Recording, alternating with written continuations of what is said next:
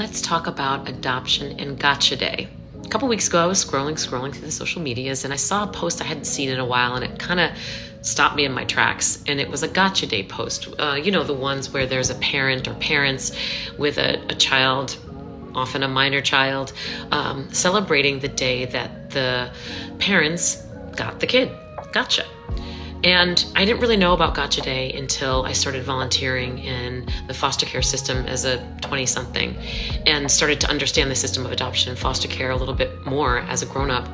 And I saw these celebrations of finalization days and heard the term Gotcha Day, and I thought, what a weird thing. First of all, I didn't even know which day I was adopted on. I didn't know that day. We didn't celebrate that day. Not right or wrong, just true. But I was like, why does this bother me so much, right? And then I realized this, like, gotcha is not like a very warm thing. It's like, gotcha, And then I saw that it was really related to dogs and adoption. Like the Gotcha Day for a dog, I think, is where it all started. Could be wrong on the history on that, but I think so. Anyway, it's just a no for me. And everybody has their own ability to experience life, particularly adoption, in whatever way makes sense to them. But every time I see one of these posts, it just doesn't sit well with me, because I think of all the things, right? The family of origin that may not be celebrating this, that may be mourning the losses that they have endured through adoption.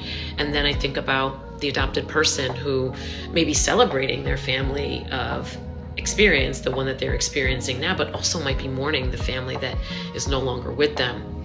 And then I think about adoptive parents and, hoping that there's not just these transactions and these, technical celebrations, but more of a holistic holding of a healthy layering of the loss and the grief, and also the goodness that could come from adoption. There's all the things, but it really starts with grief and loss. So whenever I see these posts, I do get a little activated, and I wanted to just make sure that I had my words with it, which I have been honing over these last 25 years in terms of what to say. And people always ask me what to do instead. Look, you can find a way to honor the way that your family has been created or expanded. I always say do so privately. It doesn't have to be on blast. It doesn't have to be on Front Street. And to make sure you're doing it in relationship to all the complexity and the hard parts. So that's my take on Gotcha Day.